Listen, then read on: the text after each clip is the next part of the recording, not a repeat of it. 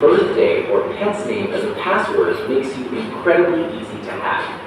It's like building your front door out of glass. It might feel familiar and warm because it's so easy for you to remember, but you're laying everything bare for the world to see. Think of it as a welcome mat for a thief. Anyone who knows even a little about you, from your social media profiles to casual conversations, can guess these personal passwords in seconds. They don't even need to be clever, they just need to try the obvious. The master key. Using the same password everywhere creates a single point of catastrophic failure. It's the digital master key you carry. It was so convenient because it opens every lock you encounter online.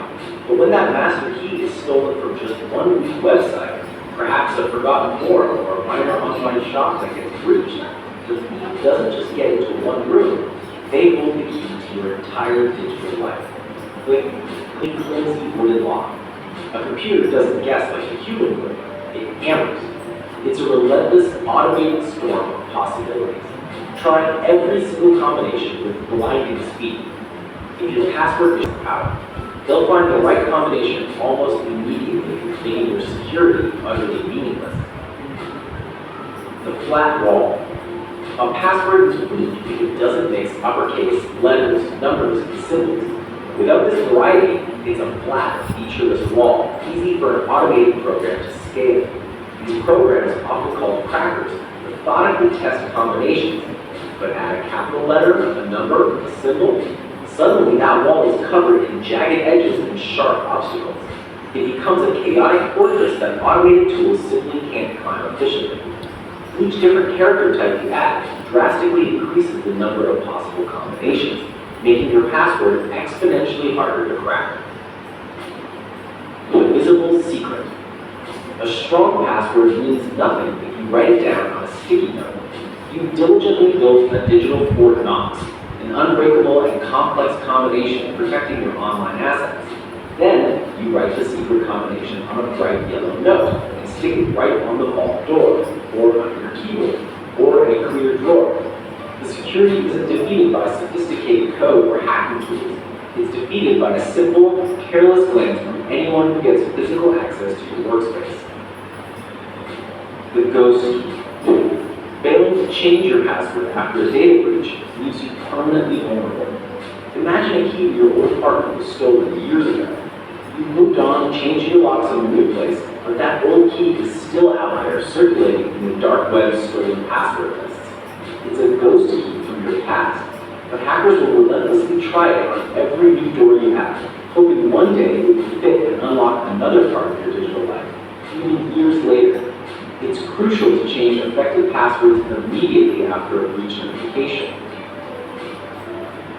The digital bodyguard. Not using two-factor authentication, or 2FA, removes your most powerful layer of defense. Your password is the lock on your door, but 2FA is the security guard standing right in front of it. A hacker might steal your key, your password. They might even pick the lock, but they still can't get past the guard who asks for a second secret code that flashes only on your trusted device, like your phone. They're stopped cold right on your doorstep, even if they have your correct password. It's an essential barrier that most online services now offer. What's the biggest password wake-up call you've ever had? In computer language, everything is black or white. It's this or that.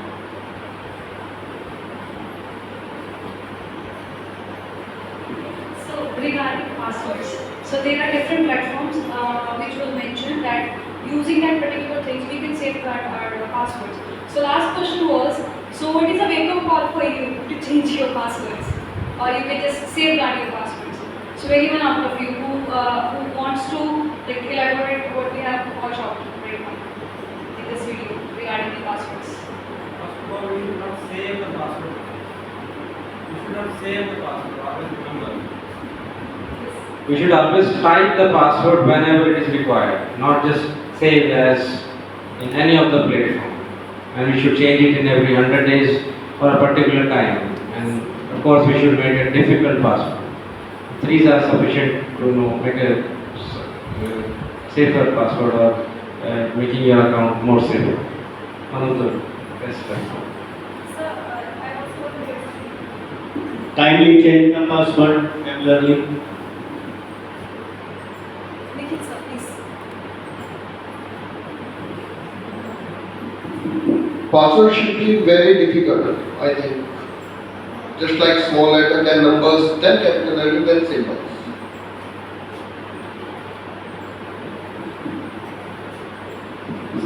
Thank you, sir. I think everyone understood and what is there and what are the basic protocols which we have to follow in case of password security.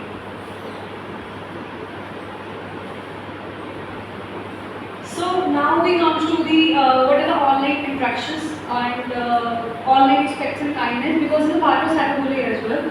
But many of our children are not aware about it, because they think that generally and openly they can connect to anyone and they can share somebody's picture, they can download it and then publish to anyone. Like still I come to know that some of the things are happening like that.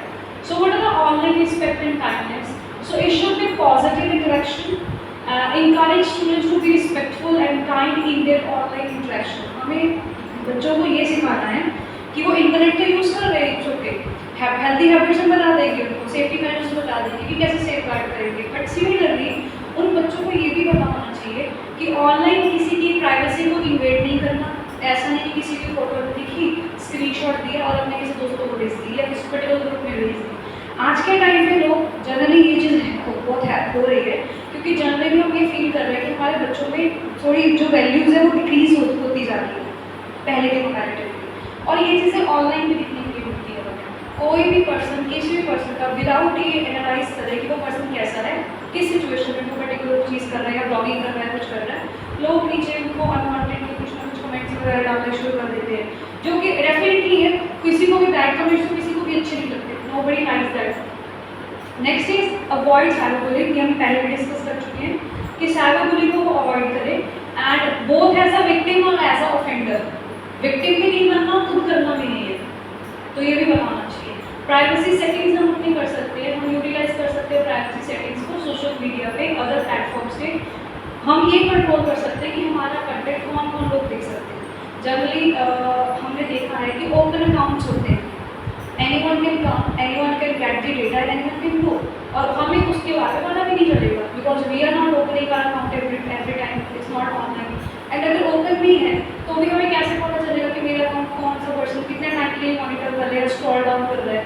हम बहुत सारी चीज़ों में tags भी होते हैं, तो tagging से पता चल जाता है कि ये पर्सन यहाँ पर है, उसकी प्रोफाइल ओपन करके देखो, बहुत ईजीली हम ये डेमोस्ट्रेट कर सकते हैं कि क्या वो हमारे कलीग्स हैं या हमारे फ्रेंड्स हैं या हमारे रिलेटिव्स हैं. अगर रिलेटिव्स हैं तो उन्होंने हमारे साथ कितने डेटा शेयर कर रखा है, कहाँ कहाँ पे लोकेशंस में हम लोग एक साथ बैठे थे या मिले थे, तो it's very easy to guess. और एनसी की एग्जाम्पल हमने देख ही लिया था. नेक्स्ट आता है over sharing prevention. Over sharing बहुत चल रही है आज के टाइम पे. So personal information, avoid sharing sensitive information. ये एड्रेसेस वगैरह हो गया, फोन कॉल्स, नेम्स वगैरह हो गया. Photos and videos, be cautious about sharing photos and videos specially with strangers. ये भी हम डिस्कस कर चुके हैं कि स्ट्रेंजर्स के साथ हमें अपनी ऐसे रैंडमली चीज़ें नहीं शेयर कर देनी और रैंडमली किसी अननोन पर्सन को ऐड भी नहीं कर देना. एक्चुअल में हमारी जो लाइफ होती है उसमें हमारे कुछ अच्छे दोस्त होते हैं, वो बहुत कम होते हैं as compare to our social media account. Social media account में अगर आपसे 300-350 लोग ऐड हैं आपके साथ, तो उनमें से 5-6 ही होंगे जो आपका रेगुलरली मिलते हैं या रेगुलरली जिनके साथ अपनी चीज़ें शेयर कर सकते हैं. जब शेयरिंग की बात आती है या हमें कोई ऐसी सिचुएशन जो नीडफुल होती है हमारे लिए, तो उस सिचुएशन में सिर्फ हमारे पास हमारी फैमिली बचती है. उसके अलावा हमारे फ्रेंड्स भी 1-2 होंगे जो हमारे बहुत क्लोज होंगे फैमिली के, वो हमें सपोर्ट करते हैं. अदरवाइज जो 300-350 की लिस्ट हम मेंटेन करके चल रहे हैं, फॉलोअर्स को मेंटेन करके चल रहे हैं, उसमें से हम आधों को ना तो पर्सनली मिले हैं ना तो हम जाते हैं. और this is the only reason कि हमें पता ही नहीं होता कौन हमारे साथ ऐड है, कौन हमारे लिए एक थॉटफुल कुछ अच्छा सोच रहा है, और हमारे लिए कुछ ऐसा भी इंटेंशंस भी हो सकती है जो हमारे लिए डेडली भी प्रूफ हो सकती है. Anything can happen. Next is location information. Be mindful of sharing your location specially on public platform. Generally लोग क्या करते हैं, लोकेशन वगैरह जानने के लिए रिक्वेस्ट कर देते हैं. लाइक आप सबको स्नैपचैट के बारे में पता होगा, बाय डिफॉल्ट हमारी लोकेशन उसमें एक्टिव रहती है और वो लाइव लोकेशन दिखाती है. आप कभी भी किसी भी अपने किसी फ्रेंड्स की लोकेशन ओपन करके देख लेना, वो पर्सन राइट नाउ कहाँ पे खड़ा है, आप उसकी लोकेशन देख सकते if you are travelling with your mobile phone by car और बाय समथिंग, तो वो भी उस पर दिखता है। अगर आप ट्रेन से जा रहे हो तो उसमें आइकन ट्रेन का बन जाता है, बिकॉज आप रेलवे लाइन यूज़ कर रहे हो, दैट्स वाई। अगर आप रोड यूज़ कर रहे हो तो उसमें कार बन जाती है, बाइक नहीं बनता, ये फीचर नहीं है, कार बन जाएगी। तो आप घर बैठे ट्रैक कर सकते हैं कि कौन सा पर्सन, अगर आपको किसी पे ईज़-ड्रॉपिंग करनी है काइंड ऑफ, अगर नज़र रखेंगे किसी पे, तो इट्स वेरी इजी। किसी को भी हम अकाउंट ऐड कर लेते हैं रैंडमली, हमारे बच्चे जनरली ये कर लेते हैं, हम पता नहीं होता ऐड कर लेते हैं कि हमारे स्कूल में ही है, हमारे स्कूल का ही है, कोई सीनियर होगा कोई जूनियर होगा, ऐड कर लेते हैं एंड वो लाइव रिलेशन को एक्सेस कर लेते हैं। Next, dos and don'ts of this one online safety. So पहले डूज पढ़ लेते हैं। We should use strong password, basically थोड़ा सा रिकैप मिलेगा जो भी हमने पहले डिस्कस किया है। We should use strong passwords, enable two factor authentication, इसके रिगार्डिंग हमने बात नहीं करी थी, टू फैक्टर और जैसे मल्टी फैक्टर ऑथेंटिकेशन। आज के टाइम में हम most probably two factor use कर रहे हैं। बेसिकली होता है कि हमें एक पासवर्ड भरना है और दूसरा हमारे मोबाइल पे वेरिफिकेशन होगी, OTP कैन बी देयर, और वी कैन सिंपली, हमें आता है ना कि आपके फ़ोन में आप यूट्यूब ओपन करिए and you have to choose this yes और no, that is two factor. Multi factors क्या होता है, biometric can be there, iris detection can be there, हमारे आईज की जो बॉल उसका पैटर्न होता है दैट कैन बी रिकॉर्डेड, हमारी वॉइस रिकग्नाइजेशन होती है। So there are different factors of security. Next is suspect anything, report anything suspicious, अगर आपको सस्पिशियस लगता है उसको रिपोर्ट कर दीजिए instead of opening that. Next is protect personal information which is very important. Be selected with friends request, ये हम discuss करेंगे लास्ट टाइम में कि हमें किसको ऐड करना है किसको नहीं ऐड करना, we should aware of. Be questions with public wifi, ये हम बच्चों को सिखा सकते हैं कि जब हम रेलवे स्टेशन पे जाते हैं या बस स्टैंड पे जाते हैं, एयरपोर्ट्स पे जाते हैं, तो वहाँ पे हमें पब्लिक वाईफाई मिलते हैं। अगर मैं रेलवे स्टेशन की बात करूँ तो रेलवे स्टेशन में रेलवे नेटवर्क करके कुछ ऐसा कुछ वाईफाई मिलता है। They will give you access of I think 30 minute, I guess 30 minute तो आपको एक्सेस देते हैं। वो एक्सेस लेने के लिए आपको अपनी मोबाइल नंबर एंड उसको OTP आती है वो भरनी होती है। सो इट इज़ सेफर अगर हम रेलवे स्टेशन सेटअप पे देखें, बट सिमिलरली अनसेफ भी है क्योंकि कोई भी हैकर किसी भी लोकेशन पे बैठा है, अगर वहाँ पे 1000 लोग हैं तो वी विल नॉट आइडेंटिफाई ना हु इज यूजिंग मलीशियस कोड। तो ऐसे पब्लिक वाईफाई पे अटैक हो सकता है। तो आपका सजेशन कभी भी आपको मिले कोई बच्चा या while travelling you want to know anyone, तो आप सिंपली सजेस्ट कर सकते हैं कि बेटा करना है तो अपने सिक्योरिटी पे अपने इसके ऊपर करना, रिस्पॉन्सिबिलिटी के ऊपर करना। It can be hacked also because attacker आपका डेटा पूरा मॉनिटर कर लेते हैं कि what is happening. Next we are having keep devices software updated, ये आपको मैंने पैचवर्क के रिलेटेड बता दिया था क्योंकि जब भी किसी चीज़ की अपडेट आती है वो बेसिकली उसकी कोई सिक्योरिटी का फ्लॉज होता है उसको अपडेट कर रहे होते हैं या कोई नया फीचर ऐड हो रखा होता है। तो अगर आप ऐड नहीं करते आपकी डिवाइस थोड़ा सा वल्नरेबल हो जाती है ब्रीच के लिए क्योंकि अटैकर को तुम्हारा एक पॉइंट ही चाहिए।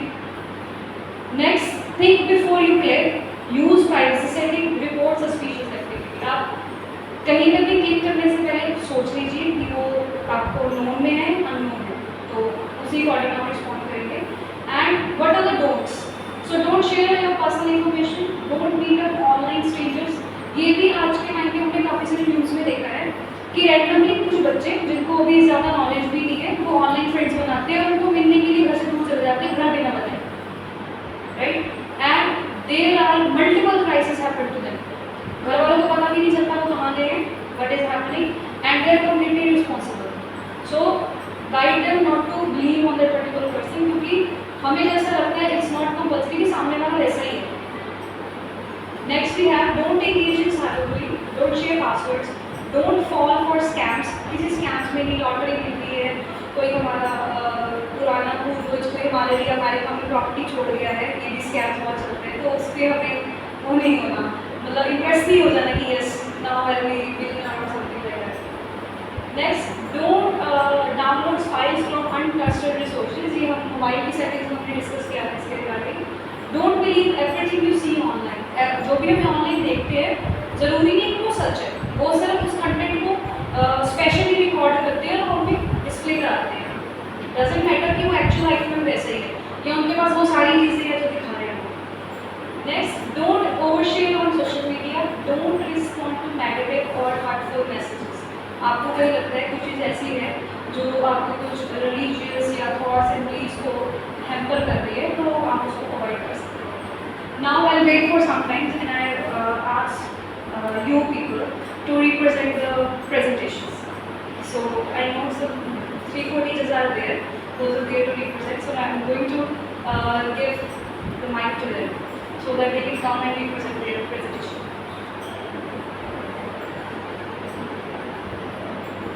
मैं चाहती हूँ कि आपके सामने एक प्रेजेंटेशन है, आप इसको एक्सप्लेन कर दीजिए, शायद कोई दिक्कत नहीं है। अगर आप अपनी पीपीटी प्रेजेंटेशन के लिए लेके आए तो आप यहाँ पे प्रेजेंट कर सकते हैं। अदरवाइज आप मैं चाहती हूँ कि आप इसको कंटिन्यू कर लें किसी को। सर आई थिंक आप लेके आए वही सर डेफिनेटली सर वही वो इनिशिएटिव सर। दिस साइड हम आपकी भी वैल्यूबल नॉलेज जानना चाहते हैं बिकॉज आपने क्या क्या चीज़ें फिक्स करी हैं वो आप लोग अच्छे से बेटर वे में गाइड कर सकते हैं। कई बार ऐसा होता है हम जब कुछ कम्युनिकेट करते हैं तो बहुत सारी चीज़ें होती हैं क्योंकि ये छोटा सा कंसेप्ट तो है ही, बहुत बड़ा कंसेप्ट है, इसमें बहुत सारी चीज़ें हैं तो everything is can be discuss in this particular duration is not possible. So that's why हम आपकी एक्सपीरियंस भी जानना चाहते हैं कि कौन से स्कैम्स आपको लगते हैं कि बच्चे ये बोलते हैं या आज के टाइम में क्या क्या चीज़ें हो रही हैं। सो दैट्स दिस थिंग है।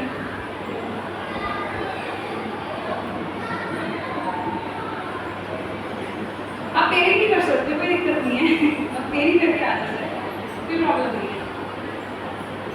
मैम प्लीज आप आ जाओ।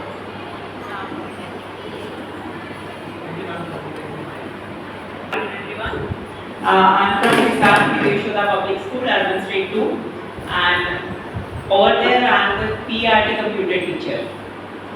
कंप्यूटर टीचर होने के बाद भी मेरे साथ 2 बार स्कैम होता बचा है, मतलब I just use my mind on that particular time. First हम ऑनलाइन शॉपिंग करते हैं, आई have done the same thing, मैंने ऑनलाइन शॉपिंग की and I was in the school and someone told me कि आपका जो कुरियर है वो अटक गया है और आपको उसके लिए ये जो मैं मैसेज कर रहा हूँ उस लिंक पे आपको कंटिन्यू करना है और जैसे ही आप उस पर कंटिन्यू करेंगे OTP आएगा, वो आपने पर्टिकुलर टाइम पे मुझे बताना है।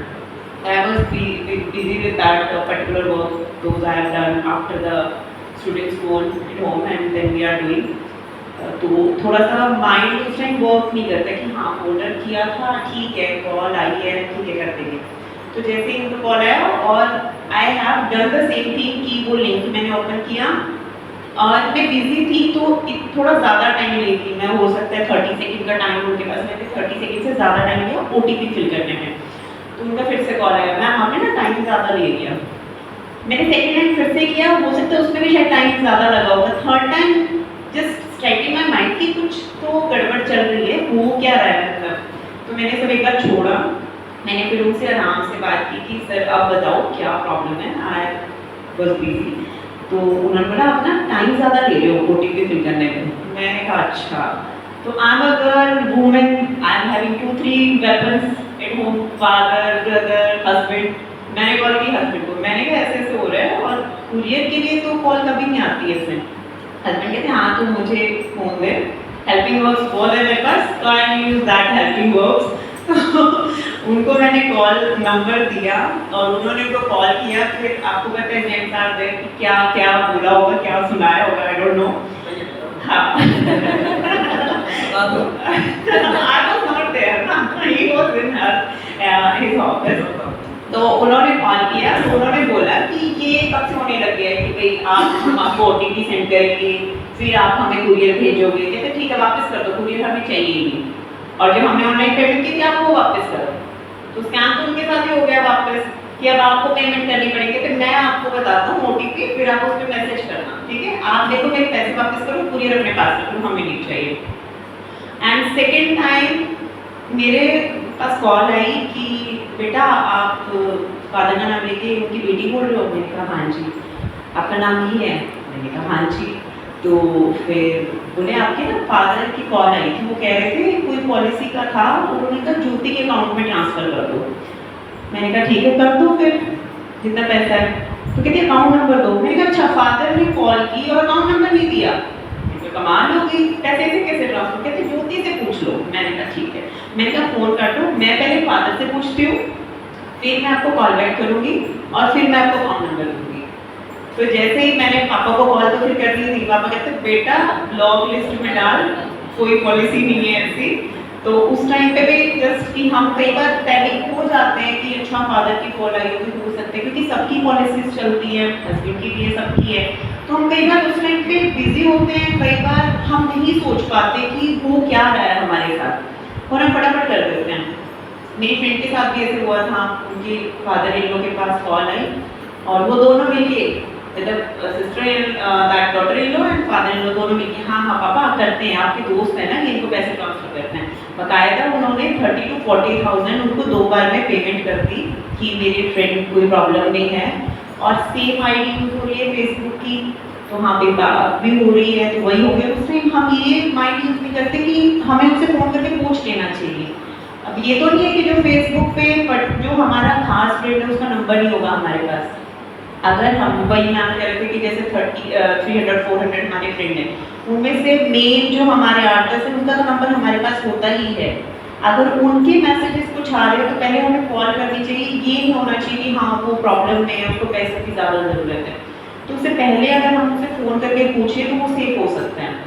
तो वो 40,000 दे चुके हैं, उसके बाद फिर से मैसेज आ रहा है, तब उन लोगों के माइंड में है कि हमें एक बार कॉल करके पूछ लेना चाहिए कि प्रॉब्लम है भी या पैसे ही कैसे जा रहे हैं। जब उन्होंने पूछा तो पता चला कि वो स्कैम हो रहा था, वो 40,000 पे कर चुके हैं। फिर उन्होंने रिपोर्ट की और तब जाके कुछ 2-3 महीने बाद वो पैसे वापस आए। और कई बार हम इग्नोर भी कर देते हैं, ठीक है गए, कई बार हम नहीं भी करते। तो बिग अमाउंट दैट इज़ 40,000 की हम पूरा दिन मेहनत करके कमा रहे हैं, ऐसा तो नहीं कि हम ऐसे ही कर देंगे। तो सेम थिंग हम बच्चों को भी सिखा सकते हैं।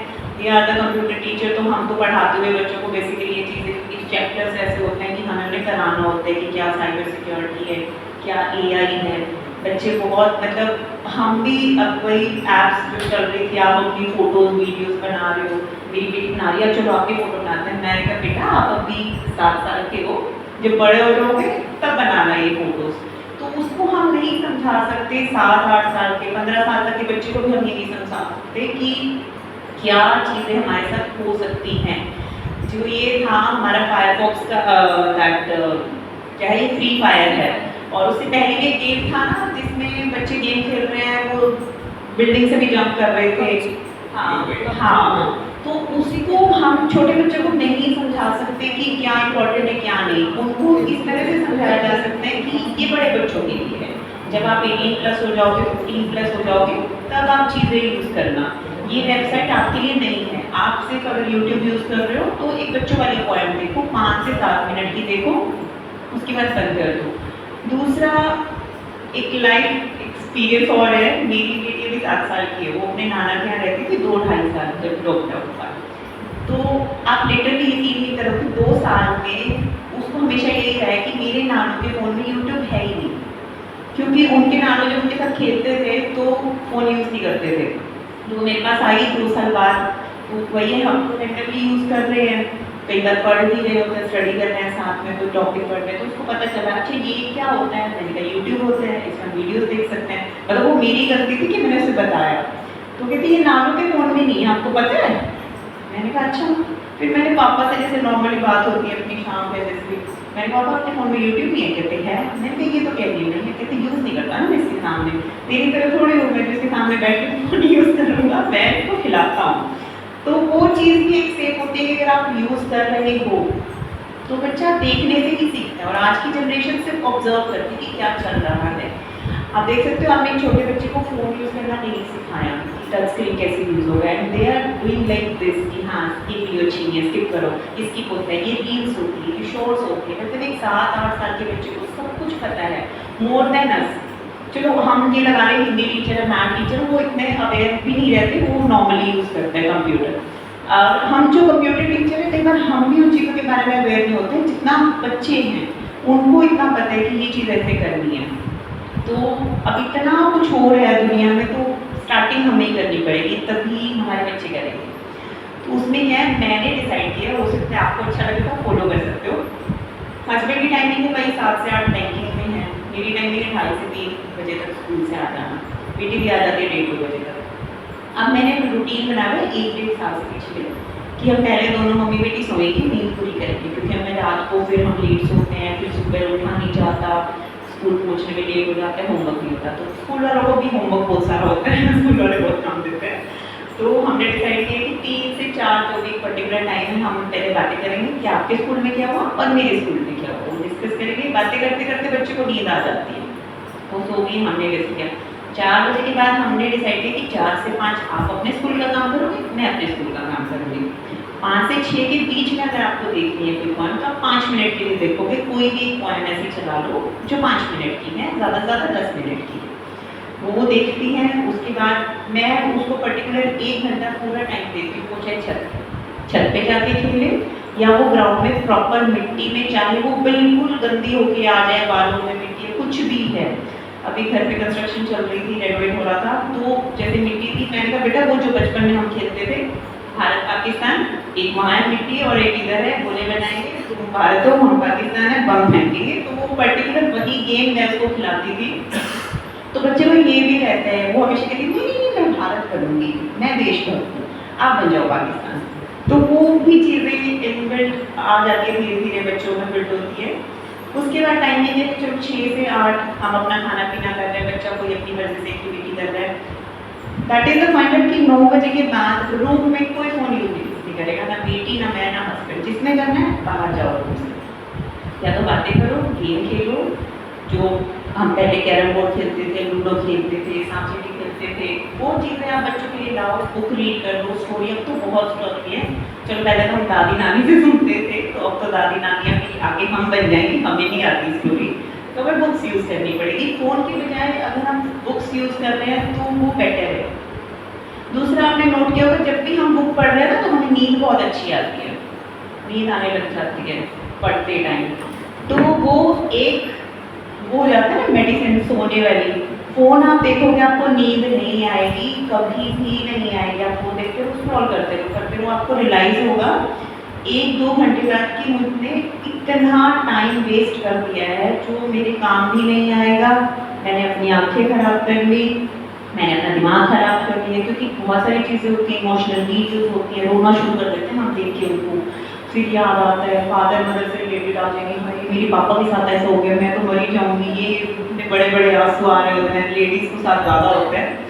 तो वो चीज़ें हमें अवॉइड करनी चाहिए कि ऐसे इमोशनल ना तो हम बच्चे को दिखाएं, क्योंकि अगर आप बच्चे को कोई भी ऐसी एक्सीडेंट वाली चीज़ें, कुछ अलग जो आजकल चल रहा है, बहुत है दुनिया में, बहुत कुछ हो रहा है, जितना आप बच्चे को उन चीज़ों से अवॉइड करोगे ना, वो वही वाली ज़िंदगी जिएंगे जो हमने जी थी, बेफिक्र वाली। मैं कभी कभी सोचती हूँ कि अगर अपने टाइम में लॉकडाउन लगा होता तो कितने बढ़िया दिन होते, कोई ऑनलाइन क्लास ही नहीं होती थी उनकी तो ऑनलाइन क्लास होती थी, अपनी तो वो भी नहीं होती थी, अपना खाते पीते और सोते। तो जितना बच्चे को वो वाला टाइम बच्चे को आप दोगे वो ही अच्छा है। और पिछले 1.5 साल से मैंने रियलाइज़ किया है कि मेरी बेटी में बहुत डिफरेंस है।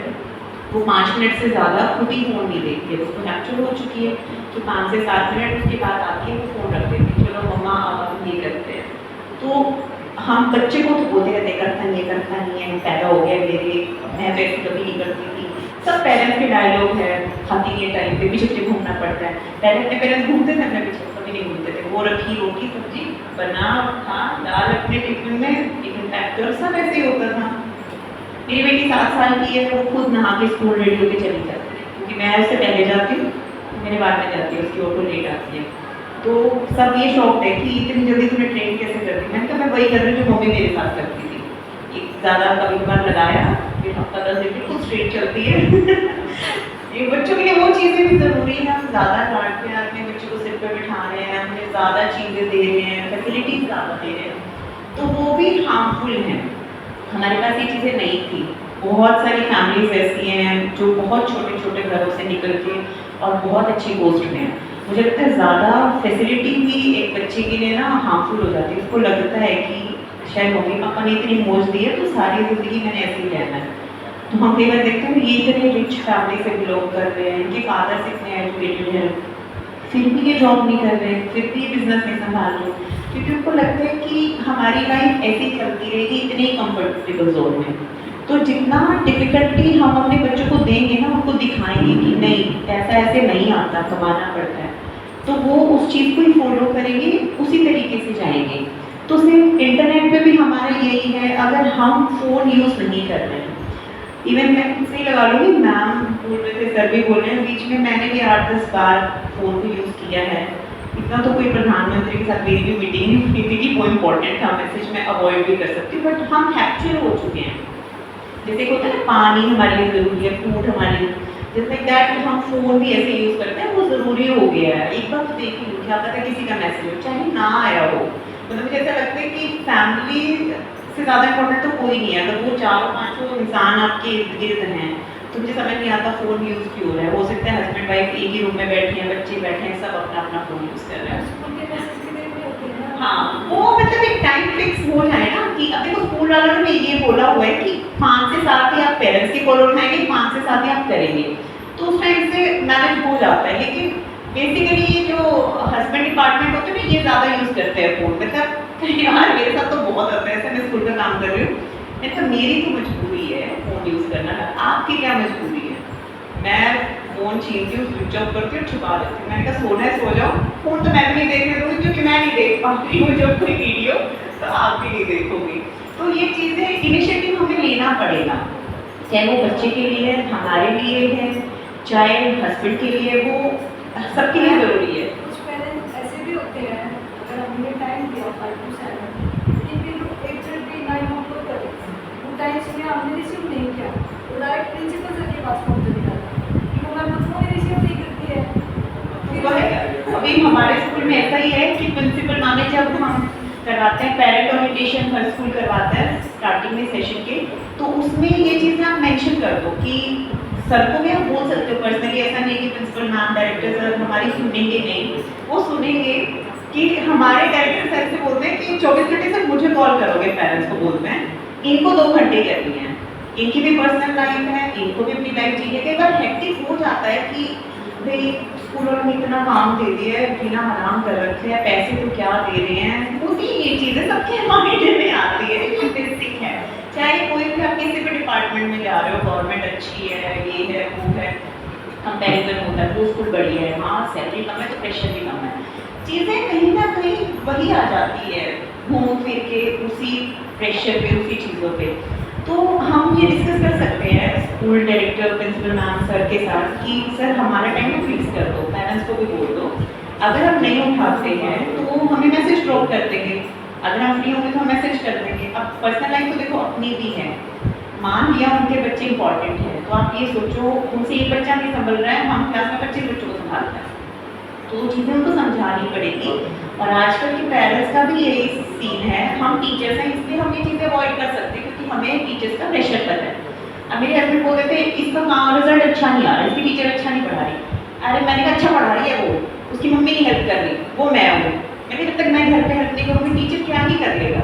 अब 6 घंटे बच्चा स्कूल में रह रहा है, 6 घंटे में हम उस पर मतलब चाहते हैं कि स्कूल वाले टाइम दे, और बाकी के जो घंटे वो पेरेंट्स को भी देने पड़ेंगे, तो टाइम ज़्यादा उनके साथ स्पेंड कर रहा है। पेरेंट्स ये बोलते हैं मैम, हमारे स्कूल में हमारी वर्कशॉप कि अलग स्ट्रेटेजी होगी ताकि तो उसको इम्पोर्टेंट कर कहते दो। हमने तो उसको भेज दिया, अभी पढ़ता है नहीं पढ़ता, आप देखो हमने तो फीस दे रहे हैं, आप संभालो, अच्छा लैब हो गया आपकी तरफ। हाँ, ये इसका है सब ये सबके साथ होता है, रिजल्ट आ रहा नहीं आ रहा सबके साथ होता है, बट हम एक चीज़ कर सकते हैं, सिर्फ एक चीज़ कि आप इसकी डायरी चेक करें, क्या होमवर्क मिला है, इसने करा है कि नहीं करा है। अगर रिटन टेस्ट हो रहा है कल, तो आप उसके रिटन टेस्ट घर पे भी उसका 5 मिनट में हो जाएगा, 4-5 क्वेश्चन अगर आप दोगे उसको लिख के। हो सकता है कुछ पेरेंट्स बोलेंगे कि हमें कुछ नहीं आता, हम तो खुद पढ़े लिखे नहीं हैं, इतने पढ़े लिखे तो आपके पास भेज दे, ट्यूशन रखना तो आपके पास भेज दे, कितनी फीस दे रहे हैं, ये चीज़ें कॉमन है। तो आप सिर्फ इतना बोल दो कि उससे ये पूछ लो डेली कि वो डायरी वर्क कर रहा है कि नहीं कर रहा है। बच्चे को भी रहता है पेरेंट्स अटेंटिव है, तो पेरेंट्स अगर वो चीज़ करेंगे, ये किसी के साथ भी हो सकती है, कई बार हम प्रेशर में आए होते हैं, स्कूल का काम कर रहे हैं, कि बच्चे बोल देते हैं तू अपना घर ले जो जैसे होता है ताकि छोड़ दे, हम भी बोल देते हैं ये तो। और वो सोचो जो सारा दिन मम्मियाँ बैठ के फोन चला रही होती है, कुछ नहीं कर रही होती है, वो कहते हैं कि आप देखो, है ना, तो दो कि नाम फोन को थोड़ा सा दूर रखो, और बच्चे को 5 से 10 मिनट अगर, क्योंकि अब हर स्कूल में ऐसा है कि हम आधे घंटे से ज़्यादा का काम देते ही नहीं है बच्चे को, इतना प्रेशर है ही नहीं, लर्निंग का है तो राइटिंग का नहीं जा रहा, राइटिंग का है तो लर्निंग का नहीं जा रहा। अगर वो अपने बच्चे के लिए आधा 1 घंटा 24 घंटों में से नहीं निकाल सकते तो पेरेंट्स बनने का, अब हमारे डायरेक्टर सब तो ऐसे हैं, ऐसे ही बोल देते हैं सीधा ही कि पैदा करना जरूरी है, नहीं समझ रहा है तो वो हमें ये परमिशन नहीं देते, बट वो बोल देते हैं पेरेंट्स को क्योंकि ही इज अनमैरिड, तो वो कुछ भी कह सकते हैं इसलिए तो हमें थोड़ा सा तो देखना होगा। अगर हम बच्चे को स्टडी में इन्वॉल्व रखेंगे,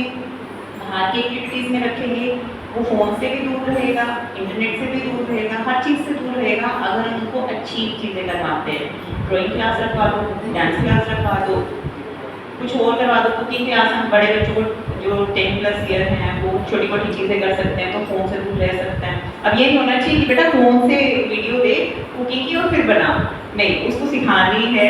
विदाउट फायर आप उसको बनाना सिखा सकते हो, सैंडविच हो गया, कुछ और चीज़ें होगी, सैलेड हो गया। अगर वो बच्चा उसमें इन्वॉल्व रहेगा तो फ़ोन को देखना पसंद ही नहीं करेगा। बहुत होते हैं ऐसे जो टीचिंग के साथ अगर स्टिचिंग वगैरह भी कर रहे होते हैं, आर्ट बहुत अच्छी है तो आप बच्चे को वो चीज़ों में इन्वॉल्व कर सकते हैं। जेंट्स का है, गार्डनिंग करवा सकते हैं अपने बच्चों के साथ, साइकिलिंग सिखा सकते हैं, बाहर पार्क तक ले जाओ, ऑफिस से थके आ रहे हो 5 मिनट और घुमाओ, अपने दोस्तों के पास भी तो बैठते ही हैं 5-10 मिनट, बच्चे को ले जाओ। तो वो चीज़ें हमें मैनेज करनी पड़ेगी। I think ma'am is very hungry now, she want to eat something. Okay, तो इसमें भी सब वही है कि थ्रेड्स वगैरह से हमें साइबर बुलिंग है वो हम वैसे भी बच्चों को सिखा सकते हैं कि फ़ोन पे हमें गलत नहीं बोलना किसी को, हमें आमने सामने भी बच्चे की साइबर बुलिंग, वो एक साइबर बुलिंग है लेकिन हमें आमने सामने भी बच्चे को गलत बोलना नहीं सिखाना चाहिए। कई बार होता है ना कि बच्चा बोल देता है कि ये तो आप नहीं बोली कि ऐसी वर्डिंग थी, अगर हम बच्चे को बोलते हैं ना कुछ नेगेटिव हमें बोल देते हैं बच्चे को, तो बच्चा भी अपने फ्रेंड को जाके बोलेगा, वो हो सकता है सेम फेसबुक इंस्टाग्राम पे भी पोस्ट डाल दे वही चीज़, तो उन चीज़ों को थोड़ा अवॉइड करना होगा। दूसरा हम एक चीज़ कर सकते हैं, हम लगाते हैं फ़ोन पे लॉक, बच्चा पासवर्ड पूछता है हम बता देते हैं।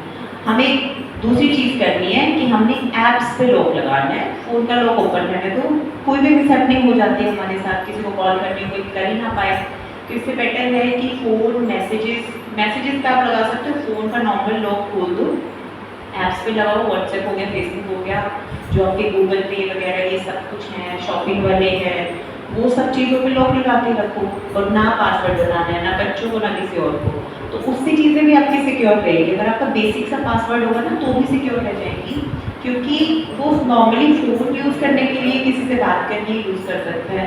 यूट्यूब हो गया, अदर ऐप्स पे आप ऐप लॉक लगाओ, उससे भी बच्चा सिक्योर रहता है, पासवर्ड पता नहीं होगा, नॉर्मल वो यूज़ कर रहा है, ठीक है। कोई होमवर्क आया है उसका स्कूल का, डाउनलोड करो, व्हाट्सएप पे लॉक है, गैलरी में जाके चेक करोगे, वो चीज़ें हो सकती हैं।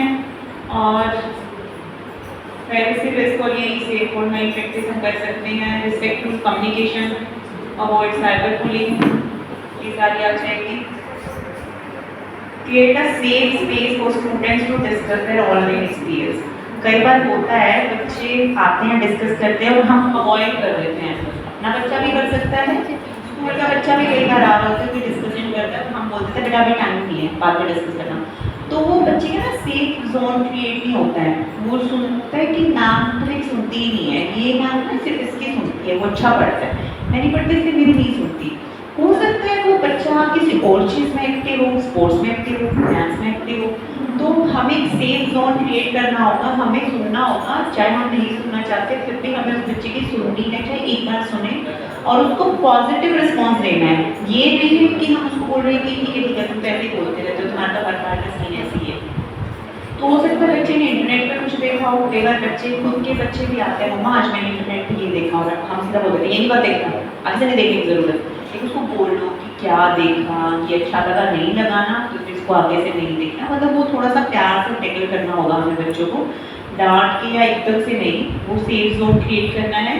We can work with parents to promote cyber safety. हम पेरेंट्स को पेरेंट ओरिएंटेशन में हम कर सकते हैं पेरेंट्स को इस चीज़ के लिए कि आप अगर अपना फ़ोन यूज़ कर रहे हैं तो वो थोड़ा सा सेफ रखें, बच्चा सामने नहीं है तो मत यूज़ करें, बच्चे के सामने यूज़ नहीं करना। तो ये चीज़ों को हम छोटी छोटी चीज़ों को से हम अपनी चीज़ें सिक्योर कर सकते हैं। School should have clear and regular update internet safety. Schools में जो कंप्यूटर टीचर है उनके तो साथ चलता ही है कि वो टीचिंग कर रहे हैं सेम टॉपिक पे, पर नॉर्मल और टीचर भी, क्योंकि हम आज के टाइम में सीबीएसई ने बोला है कि एक सब्जेक्ट को दूसरे से रिलेट करके हमें पढ़ाना है।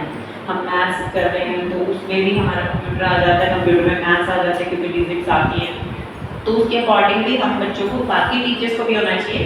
टीचर्स बोल रहे थे ये तो कंप्यूटर टीचर का काम है, वही करेंगे, ऐसा नहीं होना चाहिए। जितनी नॉलेज आपको है उतनी बच्चे को देनी चाहिए, ताकि एक टीचर पे प्रेशर ना आए ना कंप्यूटर टीचर पे बस बाकियों पे भी बराबर आए, वो चीज़ हो सकती है। Teacher can advocate for cyber security awareness and security for mindset within the school community. School में कोई भी आप, जैसे हम टीचर्स ने रखी है साइबर सिक्योरिटी पे, आप बच्चों के लिए भी रख सकते हो, जो 9, 10, +1, +2 के बच्चे हैं उनके लिए भी हम इस चीज़ पे एक वर्कशॉप क्रिएट कर सकते हैं, बच्चों को नॉलेज दे सकते हैं, चाहे खुद कंप्यूटर टीचर करवा दें या बाहर से हम किसी को एक बार हायर कर लें, क्योंकि वो हमारे बच्चों के लिए सही रहेगा। हो सकता है बच्चे फिर घर आकर करें यार ना हमने ये सीखा है, तो आपको पहले से उस चीज़ के बारे में पता है, तो आप अपने बच्चे को ये चीज़ें बहुत बोल सकते हैं कि हाँ